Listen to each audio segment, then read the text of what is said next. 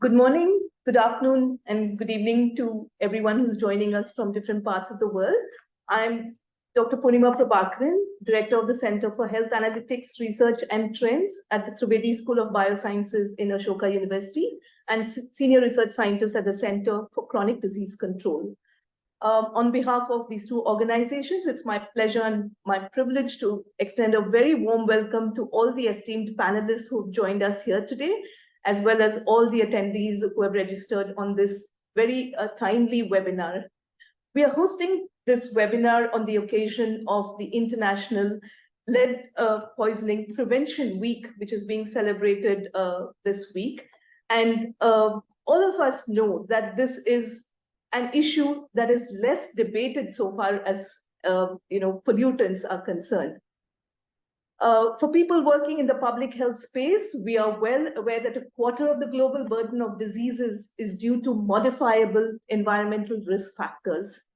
But if we bring that statistics down to the children, this is at a little higher level. About 36% of the burden of disease in children is due to environmental risk factors.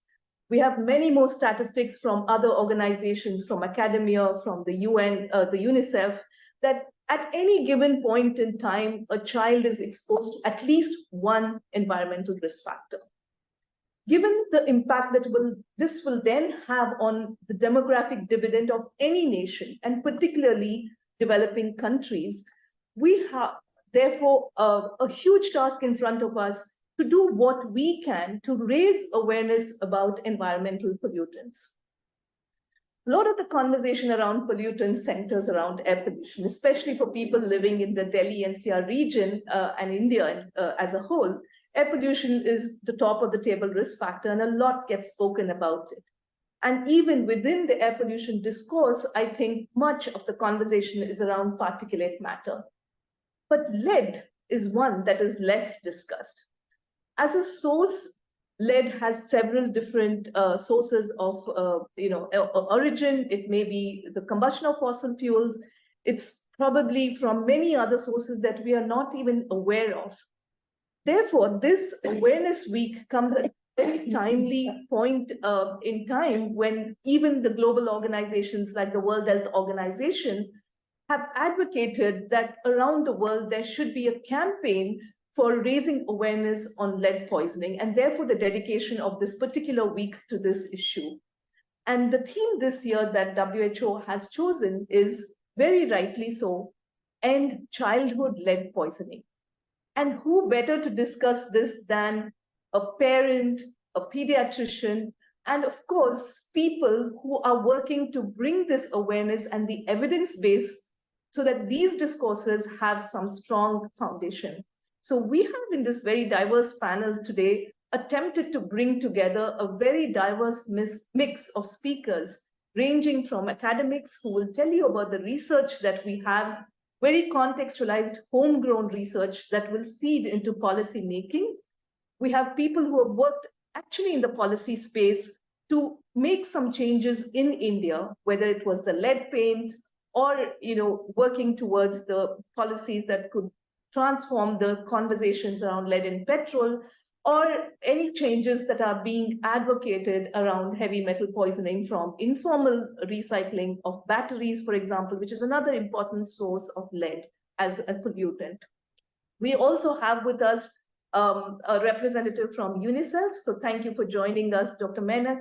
And without further ado, I think I'm going to hand over to my colleague, Dr. Aditi Roy, who's a senior research scientist in our team and who works in this space to help us kick off this webinar and take it off in the limited time that we have. We hope that we're going to cover all the questions that we have already received from very interested participants on this important topic. So thank you, and Aditi, over to you. Thank you, Dr. Purnima, and good afternoon, everyone, again. Before we hear from our expert panel, I'd just like to briefly mention a few points about the context of today's seminar, and mostly from the health perspective, because I'm also a public health practitioner, and highlight the two upcoming health impact studies that we are conducting in India. So I'll just start with, Surfi, if you can project the first slide, but I'll just start with just saying that it's a good reminder, and I'm very sure that we will hear it over and over again, but it's just a good reminder for all of us that a large number of children globally have a very high blood lead level, and the blood lead is represented as the matrix from all sources as an integrated exposure. But that high level is reflecting as an acute poisoning with overt clinical symptoms. But we should not also forget that there are many more who have exposure that are not of that high level, but and does not therefore produce clinical symptoms, yet there are grave consequences of that exposure, especially on neurodevelopment. And I'm sure, again, people will focus on various neurodevelopmental effects, but just to highlight that lead actually, and decades of research have shown that lead causes comparable losses of cognitive abilities, which is as IQ or intelligent quotient, than say with a nutrition indicator like stunting, which clearly has a lot of focus and should be. But we just have to remind ourselves that lead also causes similar, if not more, impairment of cognitive abilities. There is also success stories of lead, which is the ban of lead in petrol, and which is cited as the greatest global public health policy achievement. And we see the resultant decline in blood lead. Unfortunately, the PPT is not working, but I think all of the panelists will talk about that. That was a pivotal moment in public health policy, wherein we see a clear decline across the countries in Asia, including in India, and NFHS2 have shown that before NFHS2 and after NFHS2, what has changed in blood lead level. So, but again, a reminder that many developing countries, including in India, we still continue to have very high levels of lead in children's blood. Okay. So right on time, the slide 2. I just want to highlight that people talk about IQ and cognitive impairment, but we forget that all of these can have big impact on learning outcomes. And on your left, you just see analysis aggregated data of different increase in blood lead level. The test scores on reading and math in children has gone down, and so it has clearly a practical educational impact. So it's not only a environmental or health problem, it is also an educational problem. And so people making educational policies also should take note of lead poisoning that is happening in children. And so, but there is a good news as well. This particular report that has been done by Center for Global Development has shown that if we just reduce blood lead level by 0.5 microgram per deciliter, which if you think is very little, but if we do that, we will see significant possible gain in test scores of children in reading and math. So that's really significant policy implication for those who are making even educational policy. So the report also goes on to say that policy reforms like improved regulation of lead paint and lead battery industries have a meaningful impact on global learning levels, especially in low and middle income countries, which we know the one of the critical developmental agenda, which is to say critical important point for sustainable development. So next slide, please.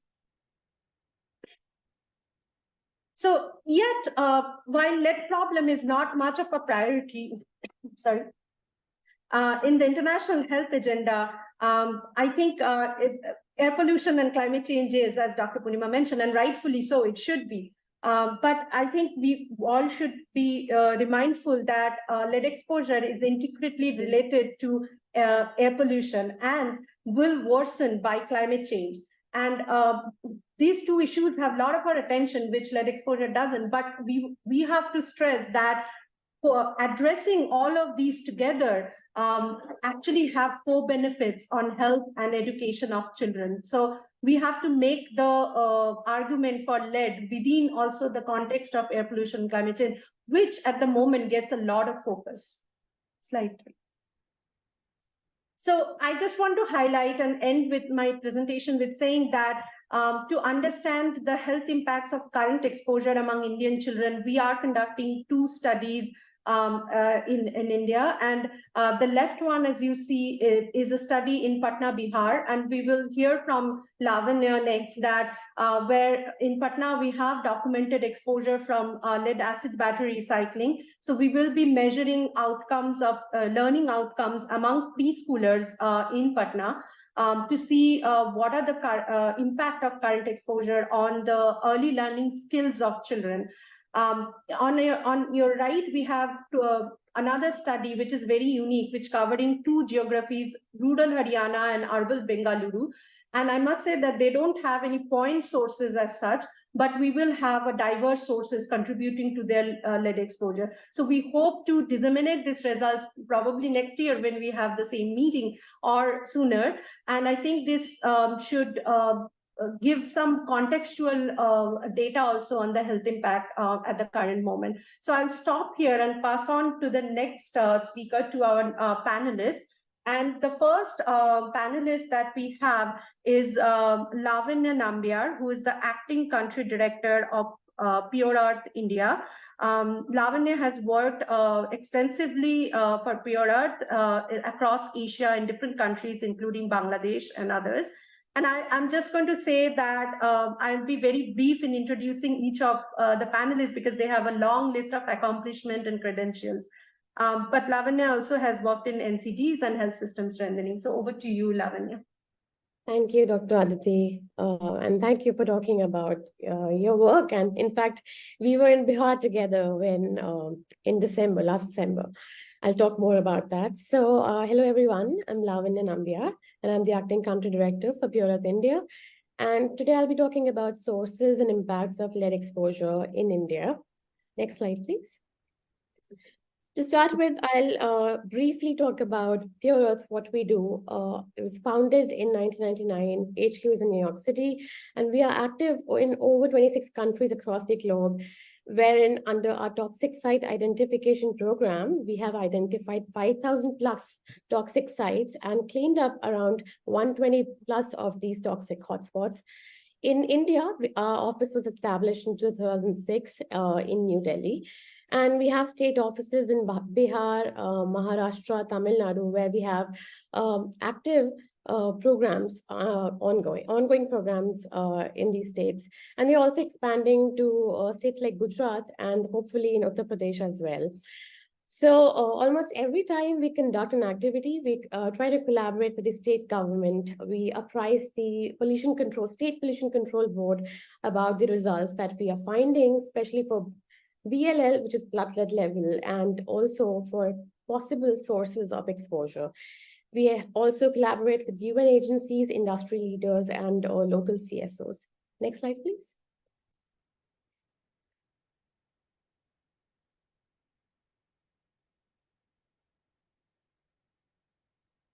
Next, please. I think you are clicking on that website. Yeah.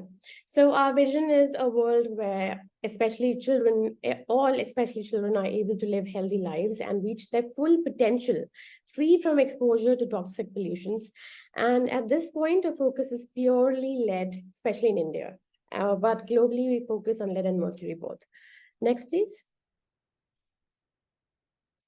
So impact of lead exposure, like Dr. Aditi said, cognitive and neurological development, elevated blood lead level, which is, I'll also call it BLL, short form, may, as per WHO, may be associated with decreased intelligence, deficits in cognitive ability, shorter attention span, behavioral difficulties. And in fact, children with BLLs above 5 microgram per deciliter may show 3 to 5 points lower than their unaffected peers, which in turn undermines their future potential and can And a widespread cognitive decline can, in fact, impact the economic productivity of a country or a society. Next slide, please. Needless to say, it also has other health impacts, including loss of intelligence, cardiovascular diseases, stroke, and kidney diseases. And pregnant women who are exposed to lead can also face miscarriage or experience stillbirth, premature birth as well. Next slide, please. So this slide is taken out from Institute of Health Matrix and Evaluation 2019. And as you can see from the legend, the maroon color is for countries with high BLL, average BLL, and India has that maroon color, which means that it has really high average BLL. Next slide, please. So in 2020, Pure Earth with UNICEF came out with a report called The Toxic Truth, which basically highlights the IHME estimates for each country.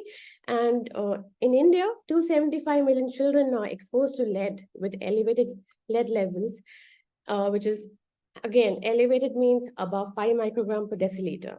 So we presented this report to Niti Aayog, and Niti Aayog mandated that we validate the results with CSIR-NERI, and CSIR-NERI took this up, and in June 2022, they validated and confirmed that the results from IHME, the IHME estimates basically are credible and reliable. Next slide, please. More recently, there was an article that was published in Lancet Planetary Health, authored by 2 World Bank economists, and the paper focuses on global health burden and cost of lead exposure in children and adults. So next slide, please. They use a new health impact model. So the IHME followed a more conservative model where they only focus on cardiovascular death caused by hypertension. On the other hand, this new health impact model looks at all aspects of cardiovascular disease, such as stroke, atherosclerosis, and hypertension. And turns out that the new number of deaths caused by CVD is much higher than the earlier IHME estimate. It's in fact 6 times higher than the global burden of disease estimate. It's 5.5 million deaths per year caused by cardiovascular disease by lead exposure. Next slide, please. Coming to India-specific results, exposure to lead in India causes 1 million adult deaths from cardiovascular disease in 2019, and the combined loss of IQ points was 154 million IQ points in children under the age of 5. So this, of course, has a financial implication as well, economic implication. And the financial cost of lead exposure to India in 2019 was equivalent to 9% of India's GDP. Next slide, please. So, excuse me. So at Pure Earth, we generally, how we go about our activities is we first conduct a blood level survey with partners to understand the severity of the issue, to understand the background BLL. And then once we have the results in hand, we go into people's houses, especially for kids with high BLL, and try to identify what could be the possible source of exposure. And the major culprits that came off, especially during our recent studies, was adulterated spices, inexpensive cookware, including metallic alloys and glazed ceramics, local paints, substandard informal battery recycling, and cosmetics. Next slide, please. Talking about adulterated spices, almost, I wouldn't say every time, but majority of the times we tested spices, it was turmeric that had high lead level, which we found out that is intentionally adulterated with lead chromate. Lead chromate, also known as school bus yellow, gives the spice a bright yellow color and also helps increase the weight. Inexpensive aluminum cooking pots or cookware are made from scrap metals. And when you cook food in this inexpensive aluminum cookware, the lead leaches into the food and you end up ingesting lead along with the food. Coming to paint, there are regulations in place and branded paints are fine, but locally produced paints could possibly have lead. I mean, we have found lead in those locally produced bright colored paints. And there could be some enforcement gap which needs to be dealt into. Coming to cosmetics like surma, kohl, or kajol, we found high lead in these items. And these are applied to kids' eyes, which can get into their blood through the eye mucous membrane and cause lead exposure. And last but not the least, substandard informal battery recycling. Oftentimes, these recyclers are doing open-air smelting close to a community wherein there's lead dust everywhere, settling everywhere within the community, on the soil, and they also empty out a sulfuric acid with lead into water bodies, which can affect community health. Next slide, please. So these are the routes of exposure: ingestion, inhalation, flakes of paints from chipped paint, from chipped walls, and inhalation of lead fumes through occupational route of exposure. So I'll quickly wrap up by giving you an example. Next slide, please. By talking about our most recent study in Bihar. Next slide, please. When with Vital Strategies, we conducted a bloodlet level survey, and we found that we conducted survey for 697 children and 55 pregnant women, and found out that more than 96% of children in urban Bihar and over 88% of children in rural Bihar had VLL above 5 microgram per deciliter. In fact, 1 in 4 children tested above 10 microgram per deciliter. We followed this PLL survey with a home-based assessment, conducted 25% survey for the households, and found that 55% of the samples contained high levels of lead. And the main culprits, again, were spices, inexpensive aluminum cookware, locally made paints, and toys. I think I'll wrap it up right now. I'm out of time, is it? Lavanya, thank you so much. Okay, thank you. Yeah, thank you, Lavanya. I think we'll come back to you for more inputs in the Q&A session, but yeah, I'll hand over to Aditi. So our next speaker needs no introduction. I think everyone working in lead space and in fact, environmental problem in India knows Mr. Satish Sinha, who is a Associate Director of Toxic Link. And he has been associated with the organization that does research-based policy advocacy since 2003. His knowledge and expertise on environmental issues, especially in areas of municipal hazardous waste, medical waste management, food safety, and chemicals and POPs, has helped in taking these critical issues forward in the country. He has been the member of drafting committee for solid waste management rule 2016 and co-chair of partner advisory group UNEP on Minamata Convention. He is also a faculty at the International Center for Environmental Audit of CAG India. Thank you so much, Mr. Sinha, for joining today's webinar. Over to you. Thank you. Thank you so much for having me, and a great pleasure to be with you all. Can you hear me? By saying unmute yourself. Yes, we can hear you. Yeah, thank you. So you are going to move the slide, or should I be doing the slide? How does it work? You're going to operate the slide. I think so. So thank you. I am going to talk about, keep my focus on lead in paints. And that's been one of the major campaigns that we have had. We started in 2006, 2007. We started working on lead in paints. Before that, there were other kinds of work that we did. So can I have the next slide, please? A word about my organization. Toxic Link is an environmental organization based in New Delhi. It's now 25 years old. We started in 1998, and we work on various issues, but largely, if I put it there, one is a block of, a large, this thing about all kinds of waste, and the second is chemicals, and this falls under the larger heading of chemicals issue, because all the heavy metals that we talk about, we deal under this. So very early on in 1998, 2000, we were working on lead batteries, also lead acid batteries. That was one major issue when the lead battery regulation came. We were involved in that also at that point of time. After which, we started to work on lead in paints. Talking about lead, I think it's already been spoken as to what is the kind of environmental risk and the hazard which lead poses. Next slide, please. It is, I would say that, lead is heavy metal. It is 82 on the periodic table.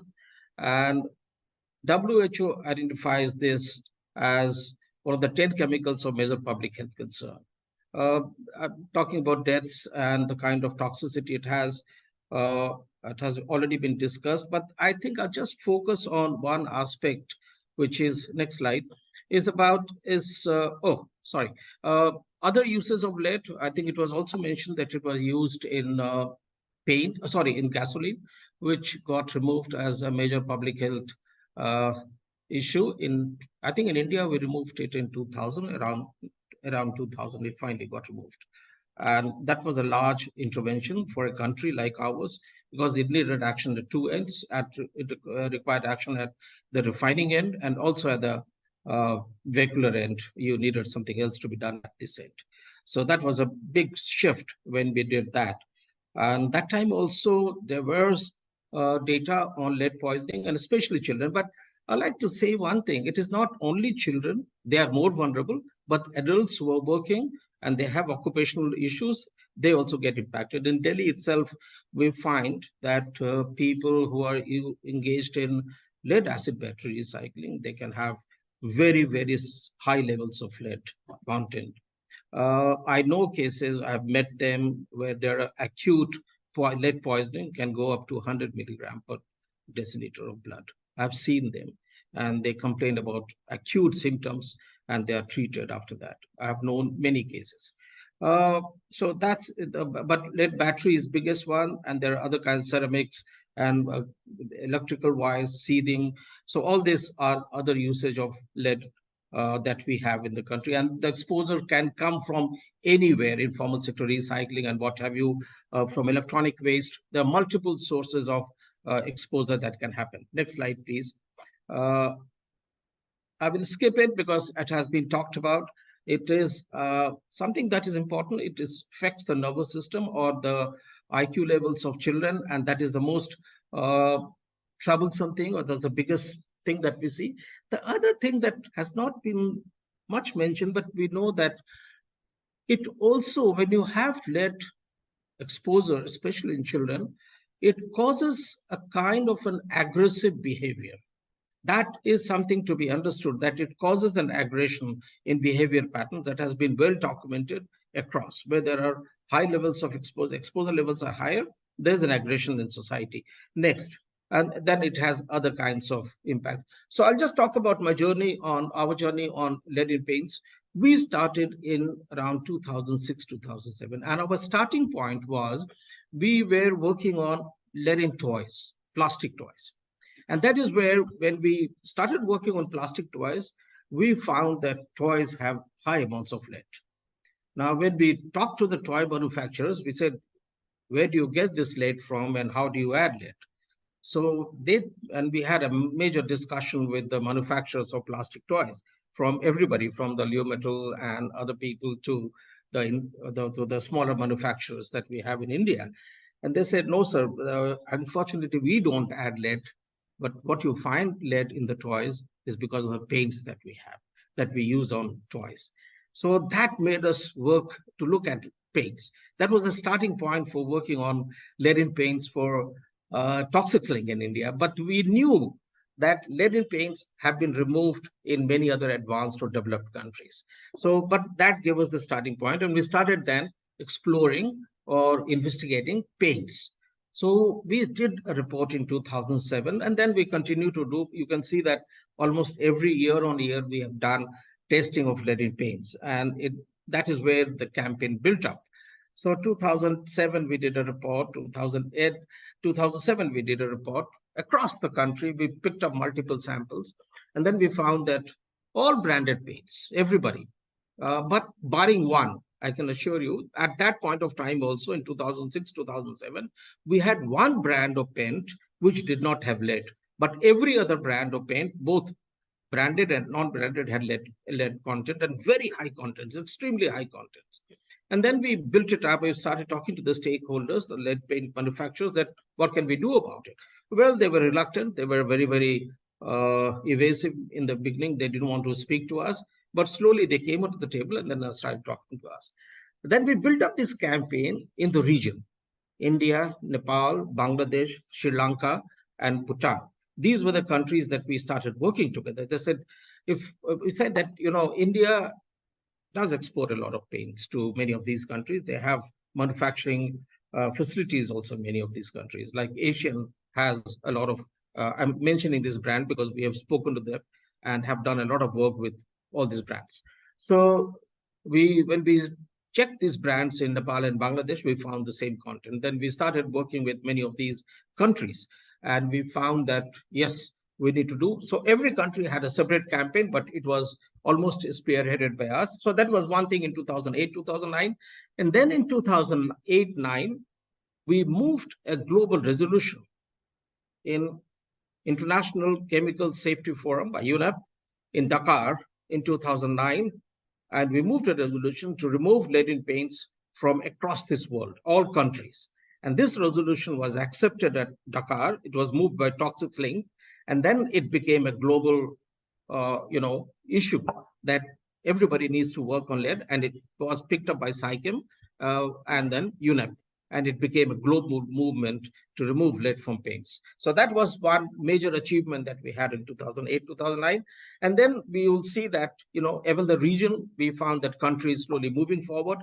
We did another interesting report, which is known as double standards. I am trying to look at it. We also did a report on on jewelry, the children that wear the metallic jewelry, or you have something like that, we found high levels of lead. And children, you put kada or you put some trinket, they put it in the mouth, they chew it, and it has lead poisoning. Another thing that we found, we did a testing of lead in dust, household dust. It's very important to understand that children who are toddlers and who are walking on all fours, they have a fantastic habit of putting hand to mouth, and all the dust that is settled in the house, that goes into the mouth. This is one pathway, exposure pathway for children.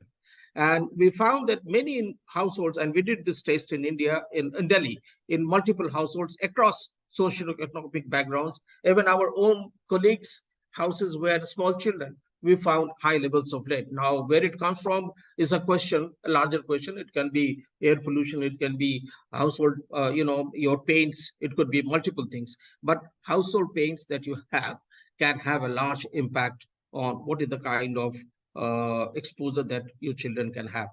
So that was something that we did. And then we started to work. There was another interesting report in 2011 that we did, which was double standards. So many of these companies in 2008, 9, 10, they started to remove lead from paints. And but when we did testing in Nepal and Bangladesh, the same companies, Indian companies who had removed lead in paints from India, they were sending leaded paints or selling leaded paints in Nepal and Bangladesh. And that is why we call this as double standard. And so these companies were targeted, and then finally they came onto the table and they started talking to us, and then started to bring down the lead levels. So this was the journey that we had. The important point is that then we were working with the ministry and the paint companies, everybody. We worked together for many, many years. In 2017, we were finally able to get a standard for India, and we said that lead paint has to be safe, and you cannot have any added lead to paints. The question was, do you add lead to paints or do you not add? And so when you don't add lead to paints, then your standard will have to come down to below 90 ppm. That is a known fact.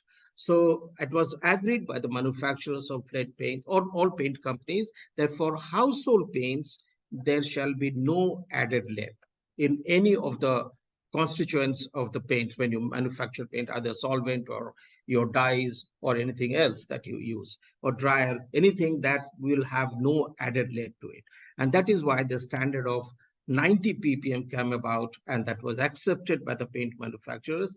And I'll talk about what are the kind of regulations that we have. And that is where, and then from 2018, 19 onwards, then we started to see that All paint companies, the larger branded paints, do not have any added lead to it. Most of them are today below 90 ppm. So that is the achievement that we were finally able to get. Next slide, please. This is something that it became an issue in SciChem, and today about 48% of countries have introduced legally binding standard for lead in paint. So there are some countries in Africa and some other place in the world where the work is still ongoing, and hopefully that will also happen in the next few days. And that is why we're having this global event today. Next slide, please. So you see that Sri Lanka, Nepal, India, Bangladesh, the years that we worked with them, and Sri Lanka removed far ahead of us. In 2011, they got a standard. Nepal, 2014, India, 2016, Bangladesh, 2018. So we were slightly behind some of these countries where we moved it, but the government took some time to bring it down. Next slide, please. So what is the standard today that we have? I'll just speak about it a little bit, explain it. So you cannot manufacture, sell, or import household paints with more than 90 ppm. So it had to be a lead, no added lead into it, or lead-free paints as we call it. So manufacture, sale, and distribution is prohibited as per this law.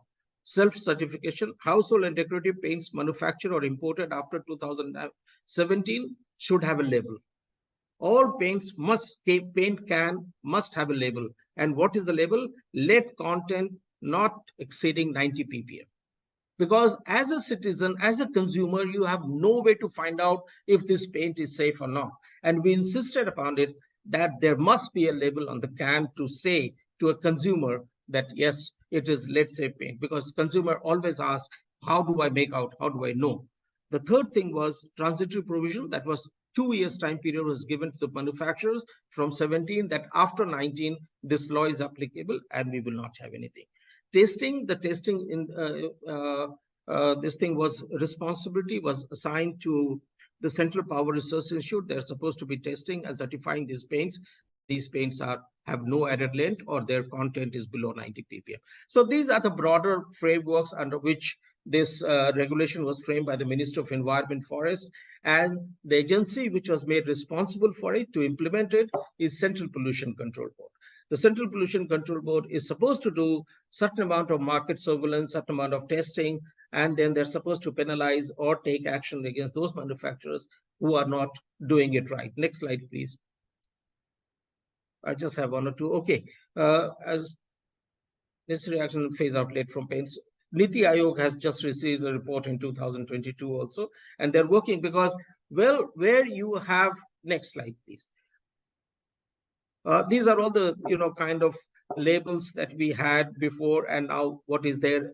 This thing, lead content does not exceed 90. You find these kind of labels onto paint cans. We have removed it, we have photographed it, and that is what we are showing you. Lead content in dry paint does not exceed 90 ppm, but now it is lead content does not exceed 90 parts per million. That is a label that is supposed to be there. Next slide, please.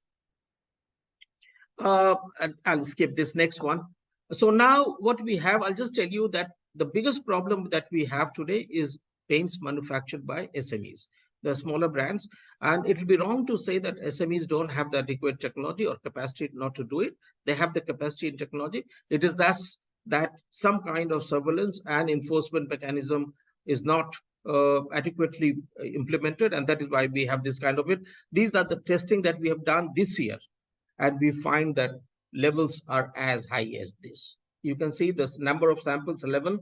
We tested it, SMEs, non-branded paints across the country, and we find these levels. So this needs to be addressed. And what happens is many people who are in the socioeconomic background, which are lower, they use this non-branded paints for multiple kind of things. It may be, painting multiple kinds of things, and they get exposed to lead levels. The children get exposed. So that is one issue that we're taking up with the Central Pollution Control Board, and we've asked them to take action. Next.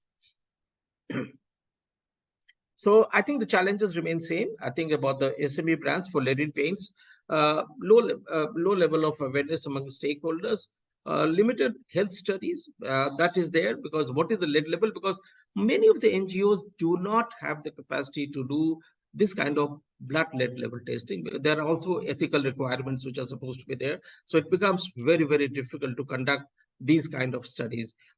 Involvement of SME, I think we need to get to know what are their barriers for shifting.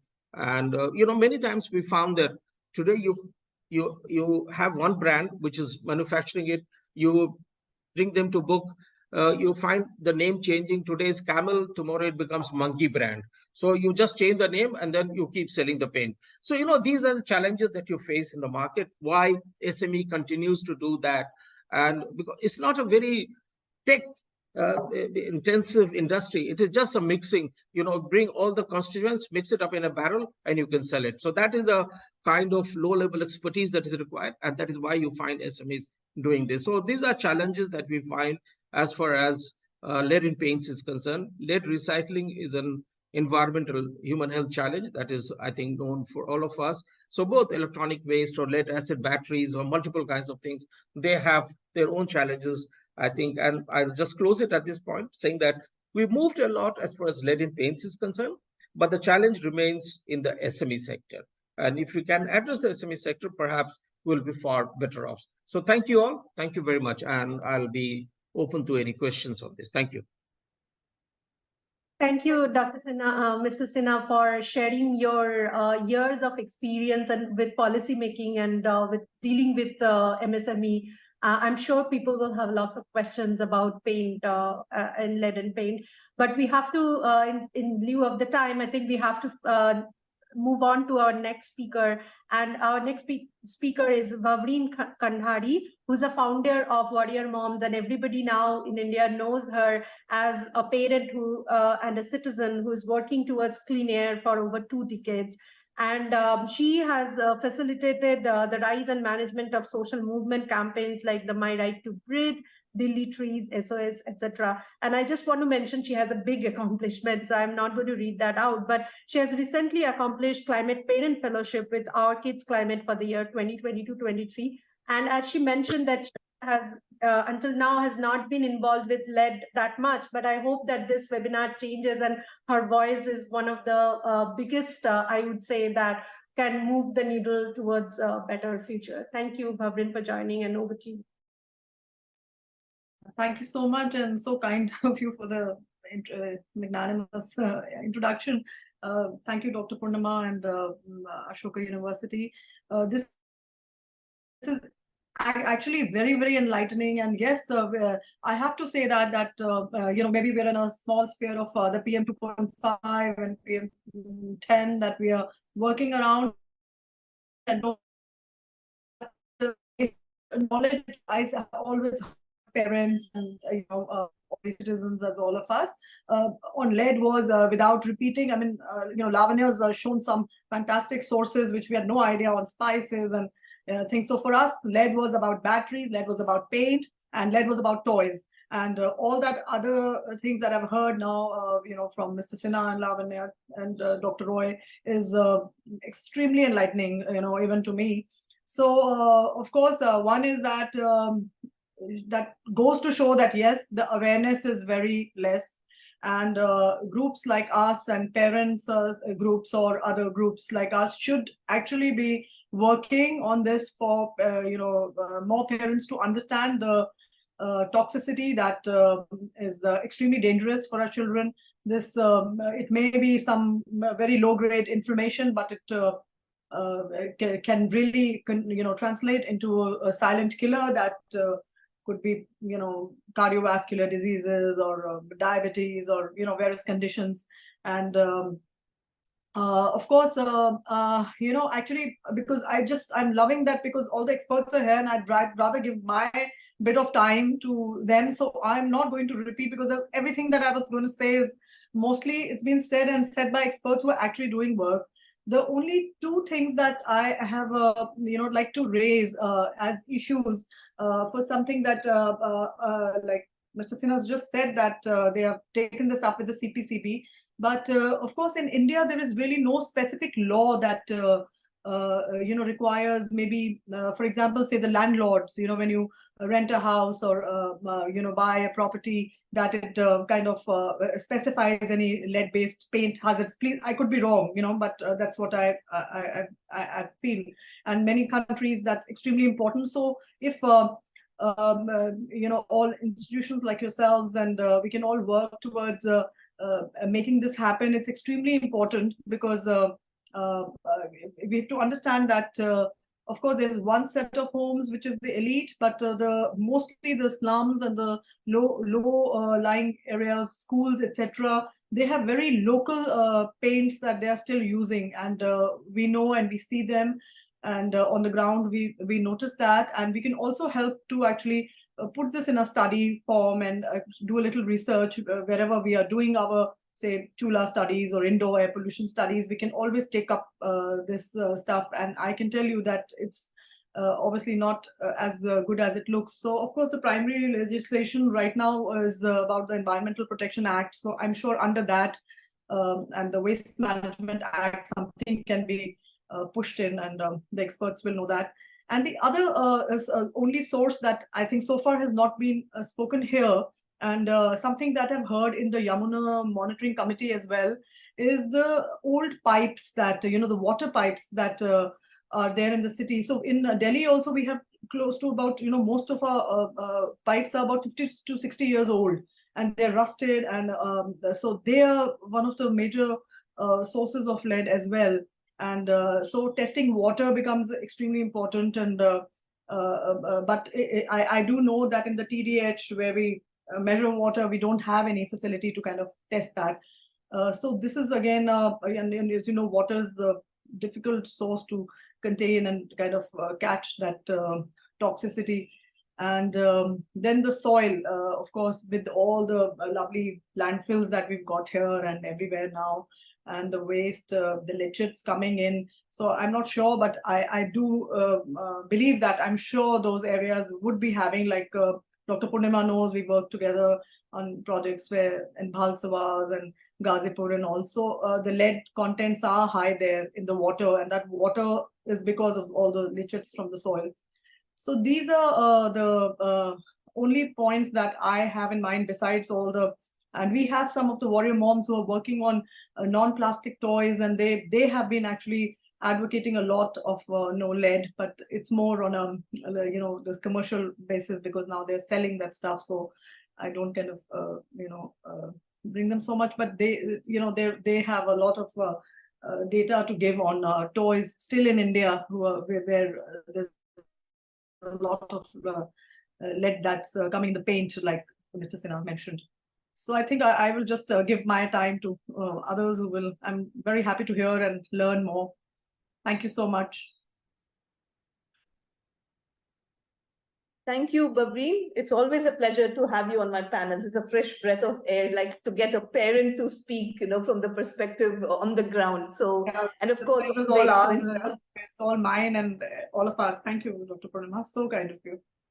You really raised some pertinent points over there. The old lead pipes in the city of Delhi. Yes, I think that's an important area for attention. But next on the panel, it's my pleasure to introduce Dr. H. Paramesh, who's a pediatric pulmonologist and environmentalist. He's at the heart an environmentalist, a passionate one. He's currently a visiting professor at the Devecha Center for Climate Change in the Indian Institute of Science in Bangalore, and also a visiting professor at universities in countries including the USA, Canada, Italy, Nepal, and the UK. Dr. Paramesh is a member of the WHO NGO Climate Health Working Group and is an advisor to the WHO, the UNICEF, COMHAT, and the Alliance for Global Health in Geneva. I also know that he works very closely as a very senior member of the Indian Academy of Pediatrics, where he has been actively involved in the child health environmental subgroup that they have in the Indian Academy of Pediatrics. I think our association then goes back to 2015, but I also know Dr. Paramesh from my time in Bangalore, where he was a practicing pediatrician. So I've been following his work ever since. He is also now on co-chairing the India International Pediatric Association as well, bringing his insights to the international dialogues. So thank you, Dr. Paramesh. I know you moved something else in your schedule today to join us. We really appreciate that. Handing over to you now. Thank you. Thank you, Purnima, for your kind introduction. Can I have the slide, please?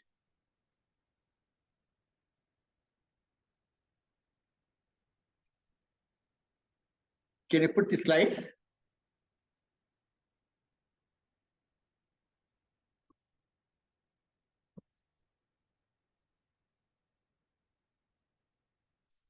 Yeah, my slides. Okay. Next slide, please. Okay. Well, we all heard about it from the previous speakers, various aspects of lead. And our children get this lead poison in a different setting, like either in the home or in the playground or the renovation of the old houses, what you have been doing it. How they get it from their activities, hand to mouth activity, what you usually will ask the parents, does your child eat some pica? A study has been shown nearly 750 milligram of dirt every child will take every single day. Adults will take about 50 grams, biting the nails and putting the pencil and the paper, a whole lot of things. And various susceptibilities will be there. The lead poisoning absorption much more in the fetuses, infants and toddlers, and children with anemias. The outcome, most of them we discussed about neurodevelopmental, impairment, learning, disability, anemia, gastrointestinal upset, various things going to happen. Having said that, let's move further. Next slide, please. The children have the highest risk because the high exposure hand-to-mouth activity, the pica keeping everything in the mouth. I have seen in a delivery room in a difficult labor, child is born, head is born, hand is born, in the pelvic is not born, child already putting the finger in the mouth. This is instinct nature's way, repeated in the paint chips, and a high fraction of absorption in children 40% more when compared to the adults, which are all only 10%. High susceptibility at the critical period of brain development and immature blood-brain barrier. Next slide, please. The variant exposure will be there from environmentally various pathways, starting from the air, dust, soil, paint, and cancer drinks, various drinks, and in the water, and pets is coming out with the lead dust on their body, touching them, mouthing habit, all these things, the roots of the children, of my children getting the lead paint. The prenatal exposure, post and multimedia exposure, the most common. Nowadays, we have the three things we have to keep it in mind. One, the leaded petrol is banned. Three things are three P's, like painter, printer, and plumber. These are all the three things we have to watch for. Next slide, please. So how does the toxicokinetics of the lead metabolism? The lead, what the children get absorbed. As I said earlier, 40% children absorb more than the adults. And the children with anemia, hypocalcemia, malnutrition, they tend to absorb most. How does this get disturbed? Okay, no, I'm sorry, a lot of questions are coming there. Now, the blood RBC carries 99% platelet, 1%. Soft tissue and bone carries 90% of the lead. How does it get eliminated? 50% get eliminated. In blood, it takes about 25 days. In soft tissue, it takes about 40 days. And bones, it takes about 25 years. Next slide. The symptoms and signs is why all the vital organs get affected. Central nervous system, we heard about it, Lavanya talking, Satish Sinha talking about it, hyperactivity, restlessness, behavior disturbances, learning disability, low score in the cognitive test, blood level more than 70 micron. It's a rare. Headache, lethargy, coma, seizures, and death can happen. Neuropathy in adults and anorexia, vomiting, constipation, abdominal severe pain can happen. Blood going to cause anemia and basophilic stifling is one of the most important diagnostic tests. It's going to happen. Next slide, please. Now, this is the most important symptom and signs of blood and lead level. When you're asking about the parents, All the parents bring their children, they're concerned about their growth and development of children, both in physical and mental. If you're talking about the lead-related issue and all this thing in that area, if they're living in that area, for each 1 microgram deciliter increases the IQ decrease in 0.25 to 0.5. For each 10 microgram deciliter increases the height level by 1 centimeter. Blood lead level 45 microgram per deciliter, abdominal colicky, porphyria-like lead level of the symptoms, more than 40 microgram per deciliter start producing severe abdominal pain, more than 45 microgram per deciliter for bone disposition, more than 75 microgram lethargy, coma, and death. So while we are talking about the mother growth and development, how we put across, not to propagate it, making a mole into the mountain, we should making her to worry, we should avoid it. Next slide. I think this is something we have observed. Avoid impact of fear from a mediagenic disease. Media people, small thing, they make a mountain out of mole. This has to be avoided. This has been noticed during the pandemic at the international NIMHANS. I'm one of the members involved in this. So NIMHANS, the anxiety and depression of the COVID, it increased 10 to 40.5% because in the newspaper, death happened, this has happened, vaccine is getting worried, we don't have any medication. These are all the things scaring the people. How so many people died. Disturbed sleep in 35 to 62%, migraine headache increased 51%. That's why how we communicate, how we extract the thing, how we get a positive way approach to the children and mother is most important rather than producing a mediagenic disease. Next slide, please. So lead poisoning, allergic disease, I was not aware when we did that. I think 86% of the atmospheric lead is from the automobile exhaust by the use of leaded petrol. Lead in tissues, cord blood correlates with the air level. Bangalore study, we did 863 children, including 25 newborns, and the cord blood sample we have taken. We found out 4.6% increased lead level or 10 microgram per deciliter. Most of them are asymptomatic. None of them have symptoms, but they had this lead. And at that time, we are using the leaded petrol of 0.59 gram per liter per lead in the petrol. Recently, we found out 2012 that lead poisoning in air decreases the forced vital capacity, forced expiratory volume 1 second, and obstructive phenomena has been observed. Frequency of respiratory symptoms correlates with blood and urine lead level has been observed recently, which we learned it recently. Next slide, please. Indian lead poisoning estimate, UNICEF and Pure Earth, we have heard about it, talking about Lavanya. I don't want to go to our national study, one of the study where we did it at the George Foundation for USA, Lakeside Hospital, St. John's Medical College, from Venki, my dear friend Venkatesh, professor, he's a biochemist, and he's been called Venki, leaded Venki, lead person we call him. In addition to that, we had a coordinator, Admiral Dawson. That helped a great deal bringing the legislation. So on the same 1999, we presented all this data. We had an international conference of lead in Bangalore, in Ashoka is organized about it, and where about 23,200 people studied, 30% are the children, and lead level, they had 10 microgram per deciliter, 4.6%, and that through the Dawson, we could be able to influence the policymaker to getting it, they started in 1999, mandated in 2000. So next slide, please. The advocacy of banning lead poisoning in India. So as I said earlier, banning the leaded petrol started in Bangalore first time with the George Foundation in 1990, mandated in the year 2000. Avoiding painted Ganesha statues. I was the chairman of the Technical Advisory Committee for Karnataka Pollution Control for 5 years. During that time, we educated all the parents and children, when you have Ganesha festival, not to buy the painted Ganesha, use only the unpainted Ganesha, and also to immerse that. So water don't get polluted, lead paint.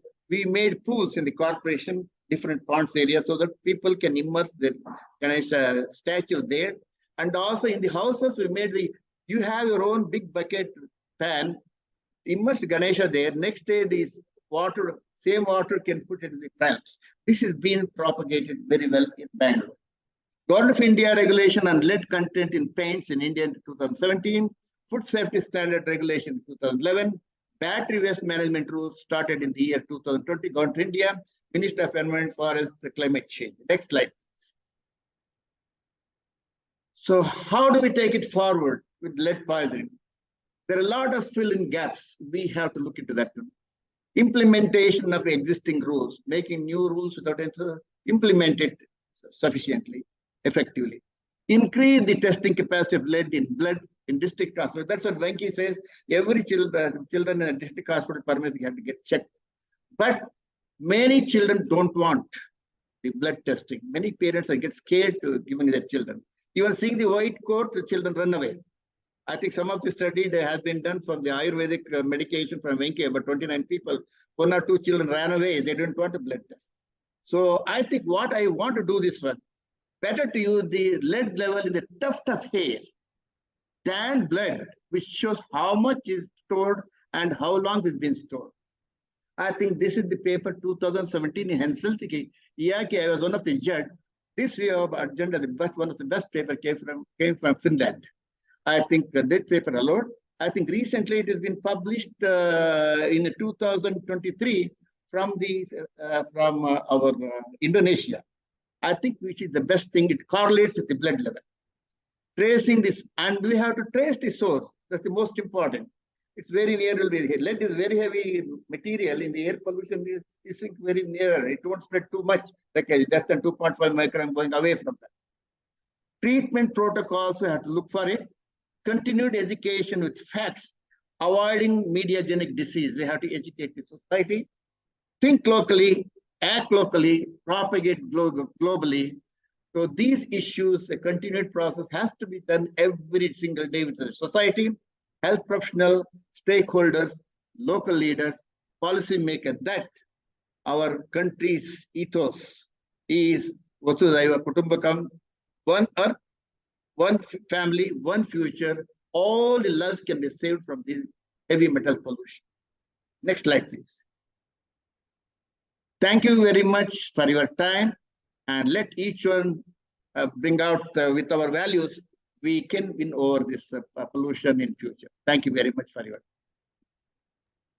Thank you, Dr. Parmesh, for your insights. We will move on to our last but not least speaker, Dr. Mainak Chatterjee, who is a health specialist at UNICEF, and he has been a public health expert, 20 years of experience with immunization and health system with UNICEF.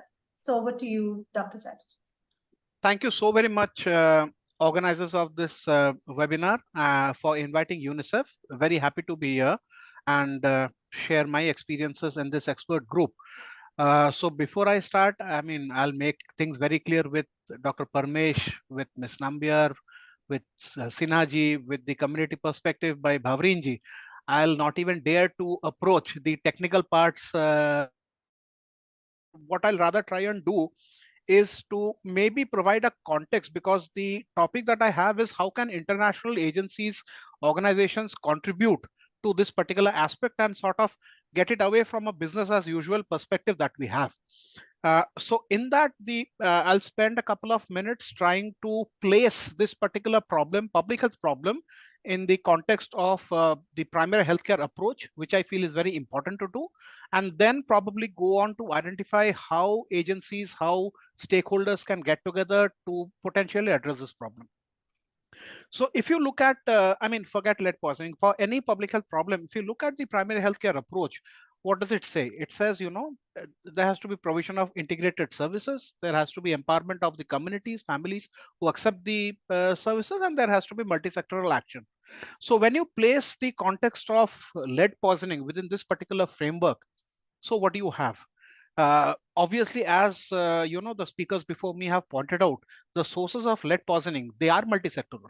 So it lends itself to this particular approach. So if we want to control lead poisoning from a multi-sectoral engagement, from the policy perspective, there have to be essentially all sort of sectors involved. For example, the commerce, industry, the environment, the Ministry of Environment and Forests, obviously the Ministry of Health and Family Welfare, children are involved, women are involved, Ministry of WCD. So you can go on naming 10 or different ministries that is at the national level, and we find that all of these ministries are engaged or impacted in some way or other, either as a controller, either as control of the source or of mitigation of adaptation for the effects of lead poisoning.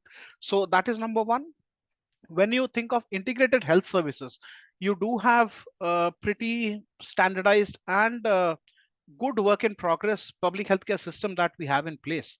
And there are multiple opportunities where specific action on the symptoms, signs, and control of lead poisoning and mitigation of its impact on humans, or that is our health, that can be done. So when you adopt, or when you see, even in integrated health services, what is recommended is a integrated life cycle approach. That is, we must have a look at this problem right from preconception right up to old age and death. So like the speakers have pointed out, the maximum effect that it has is in that continuum between the preconception to maybe around 5 years of age, where you have the maximum impact of lead poisoning. So what is the program that we already have? We already have the RMNCHA continuum, which deals with exactly this time period. So do we have programs, policies which are being implemented, which can incorporate messaging and preventive, promotive, and the treatment part of this particular aspect of public health, which are already in place? Just to give an example, if we are building capacities of frontline workers as part of, I'm very sure many agencies build capacities of frontline workers, of medical professionals, of medical officers on various aspects of RMNCHA. As we are doing that, can we not find a very small place to include capacities on identifying and treating lead poisoning? Maybe we can. So it is with, and this is just one example, there are many. For example, there are dedicated programs on respiratory infections, respiratory illnesses. Can we not find a place for the respiratory symptoms and signs of lead poisoning within those existing programs? I'm very sure we can. We also have dedicated programs which look at water, sanitation, and hygiene. Can we not have a very small component of even a community level testing of lead in the water? Yes, we can. And these these need not be standalone. These can be integrated into the already package of services that are being delivered. And now coming through the third sort of component of PHC, which is empowering families and communities. So I think a big uh, uh, uh, and like Ms. Bavrin pointed out, I mean, it's just a matter, in many cases, it's a matter of letting the caregivers, the parents, the extended community know what is the actual impact of lead poisoning on the health of their children. I think that itself is a big stimulus for the community to start initiating some action, which can be done at individual, household, and community levels. So dissemination of the information, advocacy with the community, keeping up a pressure in terms of media sensitization, of building a campaign or a mass movement sort of awareness towards lead poisoning and its impact, that I feel is very important.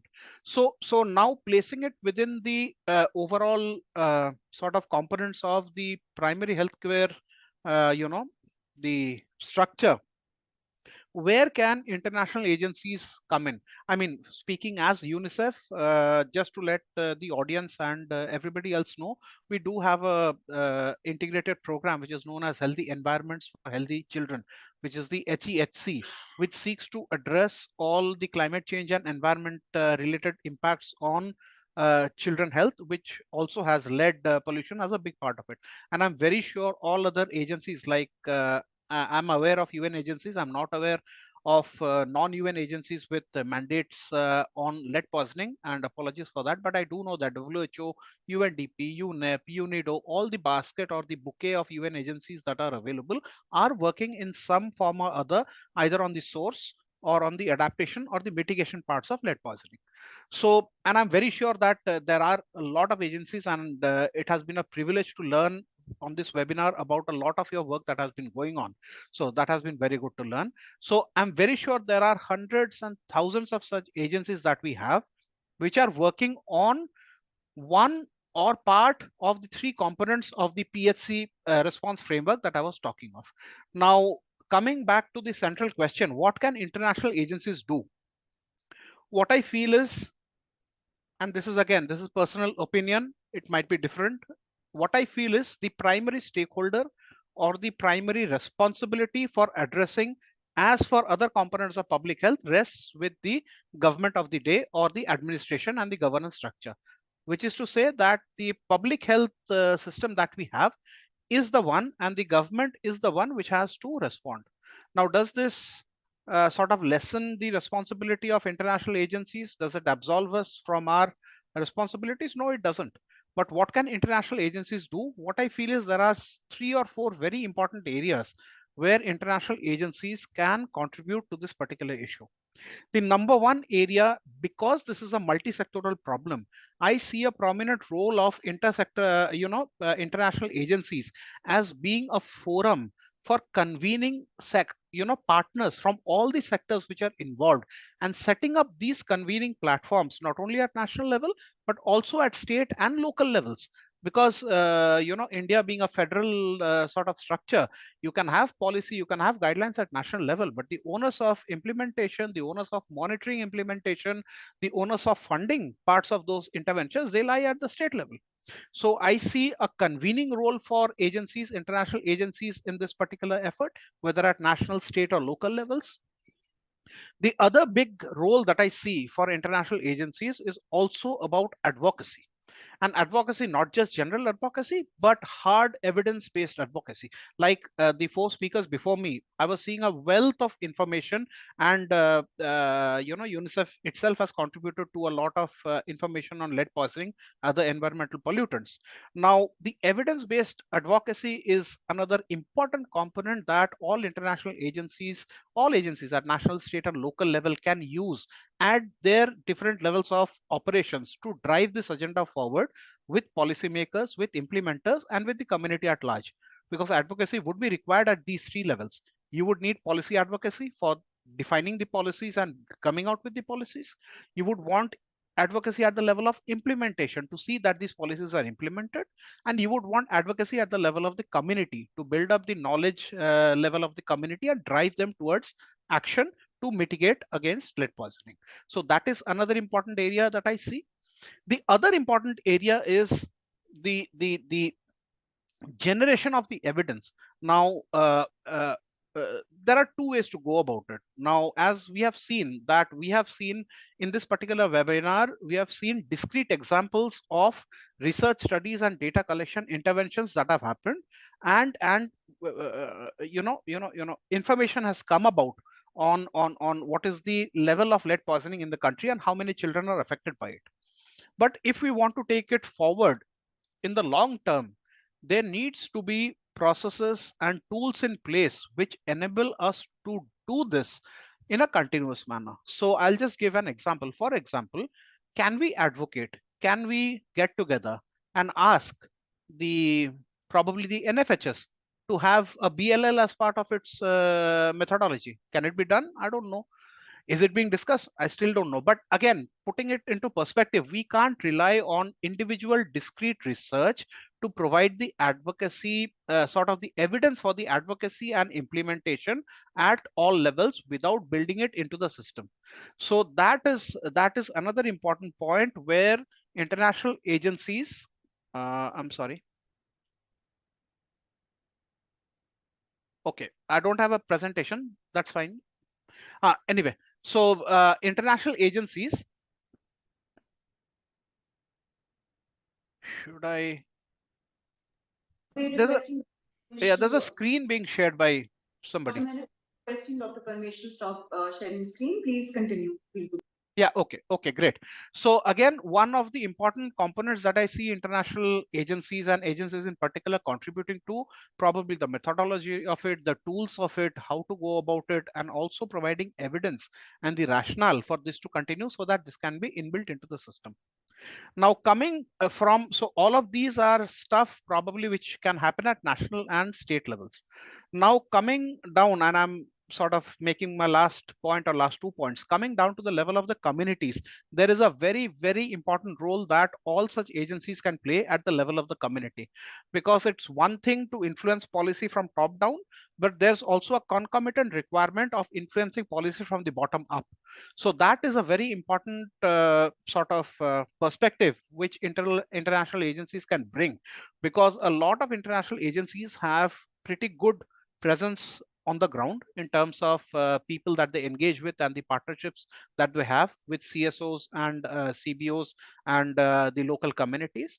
I think it's a good idea if that, backed by evidence, if that advocacy at the level of the community involving the Panchayat Raj institution, the urban local bodies. So if that push, so what I'm essentially talking of is community advocacy leading to a push towards policy, and policy evidence-based advocacy leading to development of implementation guidelines and its monitoring. So these are the areas, broad 4 areas that I see that international agencies have a lot to do in terms of lead poisoning. And what I look forward sort of on a very restricted level with this webinar going forward, I hope this is a start to some effort, at least with the stakeholders who are there present here in this forum, and sort of stakeholders who can be pulled into this forum by the individuals present here. So I look forward to a continuation of the activity which has been sort of initiated through this webinar. And so that was what I wanted to talk about. Thank you so very much again for this opportunity, and over to you, organizers. Thank you. Thank you so much, Dr. Menon, for your comments, and thanks in fact to all of our speakers for sharing your valuable insights. I'm sure our audience members today have taken away a lot of key takeaways about the International Lead Poisoning Prevention Week. And with that, I just move to taking on the questions that we've received in the Q&A function, and our amazing audience members who've been attentive throughout the webinar have also submitted some questions to us in advance while registering for the webinar. So I'll go to the first question from Suhas Pida, which talks about, does lead exposure and the strategies to counter its health impacts have any parallel to anemia in India? And I'll direct that question to Dr. Parmesh and then perhaps to Dr. So Dr. Parmesh, over to you.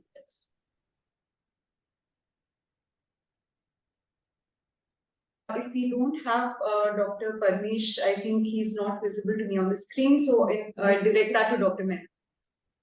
Dr. Menon, if you could take the question, I'll repeat that. Does lead exposure and the strategies to counter its health impacts have any parallels to anemia? All right, thank you for that question. So again, off the top of my head, I don't feel it has parallels, because it does and it doesn't. So if you look at it, the causality of lead poisoning is so much more diverse, and the management of it. So if you talk of lead poisoning, it's so absolute. You should not have even 1 microgram of lead in your blood, then you should not have any lead in your blood. It's an absolute. I mean, even the figures of 5 microgram that we are talking of, these don't make any sense. These are just public health cutoffs just to establish some sort of a baseline. We need not have any lead in our blood at all. And lead poisoning leads to anemia. That's a separate sort of thing. So anemia, again, the parallels are the multifactorial, the causality of it, but the sort of, I mean, excuse my saying that, the beauty of anemia is it's very easily solved. So you can have, it's as simple as maybe an iron tablet and getting sort of some control of maybe any internal worm infestation, or maybe some measures of standards and hygiene, like not wearing wearing footwear or washing your hands properly. So when you talk of the multifactoriality of causation, it is complicated like anemia, but when you talk of its impact and response, it's nowhere close to anemia. It's much larger. So that is what I would probably want to say regarding this. Thank you so much, Dr. Menon, for that question. And with that, I'll move to Rama Kundi, who's asked us 2 questions. Rama Kundi from of course, Ashoka University. I'll go to the first question, which says, you thank us for our initiative. Thank you so much for that. The first question is, are there any locally produced home test kits for lead? And I'll hand over to Aditi to answer that. No, I think for answer to that is actually unfortunately no. So, and I think that links to our question about the NFHS. I think only NFHS 2, which happened right after the petrol ban, had blood lead level. After that, there has not been. There are challenges to, I think it was mentioned, there are challenges to do lead testing. We have a point of care, but that also is expensive and it's not easy to do. So right now, we don't have a test kit available as such. Can I just come in? I'm sorry. No, there are test kits available today. They're very simple. They are like your glucometer. You take a drop of blood, immediate, you want a home test kit is available, but they're not available everywhere. But I know that these kits were made about 7-8 years back. I know that one is available in Gangaram. There could be multiple kind of things. So it is one drop testing. You just put a drop of blood and it gives you an immediate response to blood lead level. I don't know how accurate it is, but it has been used by Gangaram quite this thing. Otherwise, if you go for a detailed testing, because he is asking for a home test kit. So that is the kind of test kit that I have known on the last few years. And if you talk about Dr. Venkatesh from Bangalore, who is the man behind it, this was started some time back. That's my information on it. Just to supplement to Mr. Sinha's comment, yes, I agree. Yeah, there's nothing locally produced, but there is lead care kits. It's called lead care. Yeah. And that's what we use in the fields generally. And then we take a subset and bring it to the lab to do lab testing. So there are labs that do lead testing, but it's expensive. So yeah, I know. I'm aware of it, and that's why I mentioned about this. Much, Mr. Sinha and Lavanya, for answering that question. Looking at the time, we quickly move to the last question. All the audience members shared some amazing questions, but in the interest of time, we take one last question, and this goes out to all panelists. Again, from Rama Kundi. The question is, what efforts can be made to relay risks of lead effectively to a diverse audience in India beyond academic circles? So if I can just start with Lavanya, and then we can move on to each panelist. So I would say what also addressing the question that, about what you can do at home. First is wash your hands before you eat. And also practice wet wiping of furniture, household appliances, and keeping the house clean is something you can do. And also if there's someone who works in a lead contaminated area, then they should keep their work clothes separate is something very basic. Everyone can do this. So that's something you can do at home at the community level. Thank you so much, Lavanya, for that. Mr. Sinha, over to you. No, similar. I have no other comments to add. Much. Bhavreen, over to you for your insights with your amazing groundwork that you're doing at Orion. I guess again, what we know that, yeah, like Lavanya said, washing hands and keeping the premises clean, keeping paints and fresh paint when, in fact, yeah, I wanted to, forgot to mention that 2 days ago, I had to, meet someone, and so I was waiting and I just went inside McDonald's in Connaught Place, went inside and came out, and it was full of smelling of paint. And in fact, that taught me that I wonder what paint they're using, and the whole it's packed and it's full and everybody's eating there.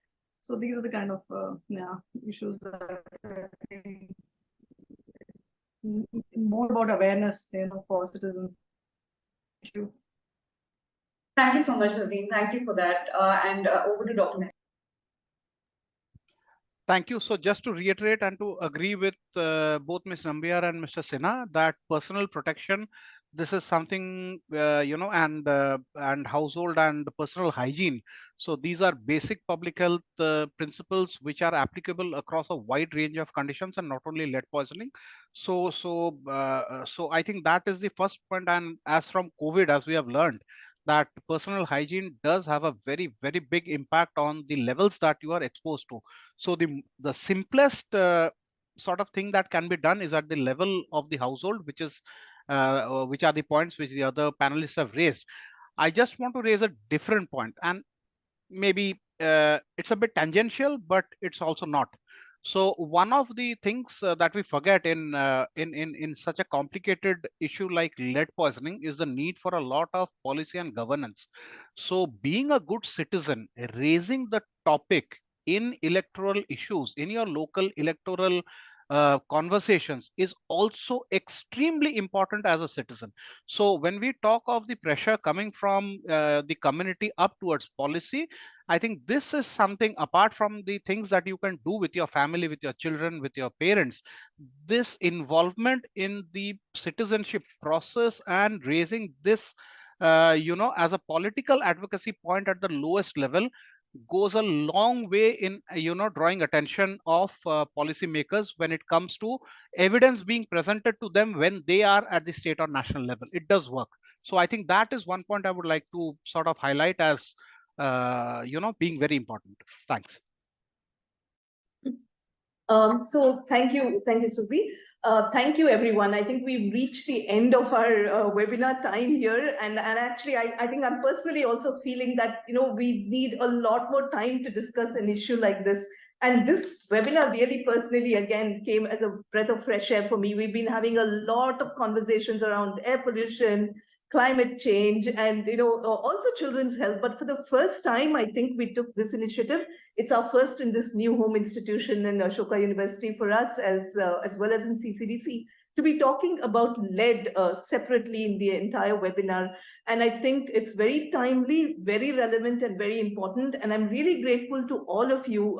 You brought very different, unique perspectives, whether it was from the international agency, from UNICEF, or Lavanya from Pure Earth, about the work that you do on the ground, or from the academic side, Aditi sharing the research that we are doing, and also the lessons learned from pioneers like Dr. Satish Sinha and Dr. Paramesh, whether it was translating to policy, working through the entire life cycle of actually doing the work they did, and then working with government and policy to bring that change in policy.